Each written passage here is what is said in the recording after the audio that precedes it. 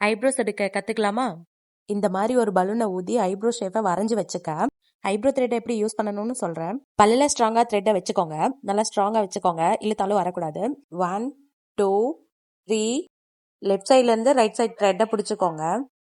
1 2 3 right சைட்ல இருக்க த்ரெட்டை ஒரு 5 டைம் ரோல் பண்ணிக்கோங்க. லெஃப்ட் சைட்ல இருக்க ஆள்கட்டி விரல்ல 2 டைம் சுத்திக்கோங்க. அதுக்கப்புறம் கட்டை விரல் தான் உங்களுக்கு ப்ரெஸ் பாயிண்ட். அதை கட்டை விரல் அழுத்தும் போது தான் உங்களுக்கு வந்துட்டு அந்த ஹேரே ரிமூவ் ஆகும்.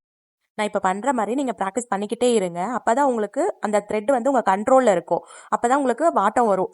இப்ப அந்த பலூன் எடுத்துக்கலாம். அந்த பலூன் சொல்லியிருந்தேன் இல்லைங்களா, ஊதி நல்ல ஷேப் ஐப்ரோ ஷேப் கொடுத்துக்கோங்கன்னு சொல்லி. அதை வந்து இப்ப நீங்க ஐப்ரோ எப்படி பிடிக்கணும்னு தெரிஞ்சுக்கிட்டீங்க. இதே மாதிரி தான் அந்த ஐப்ரோஸ் வந்துட்டு பாத்தீங்க அப்படின்னா அந்த கோட்டுக்கு வெளியே தான் நீங்க அந்த த்ரெட் பண்ணணும்.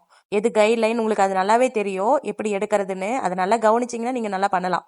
அந்த த்ரெட் வந்து உள்ள போகக்கூடாது. அந்த கோட்டுக்கு மேலேயே தான் நீங்க த்ரெட் பண்ணணும். இதே மாதிரி ரெகுலரா அந்த 1 டே ஃபுல்லா நீங்க ப்ராக்டிஸ் பண்ணுங்க. ப்ராக்டிஸ் பண்ணி முடிச்சதுக்கு அப்புறமா கமெண்ட் பாக்ஸ்ல உங்களோட நேம் சொல்லிட்டு போங்க. நெக்ஸ்ட் வீடியோல நீங்க என்ன ப்ராக்டிஸ் பண்ணணுங்கிறது நான் சொல்லி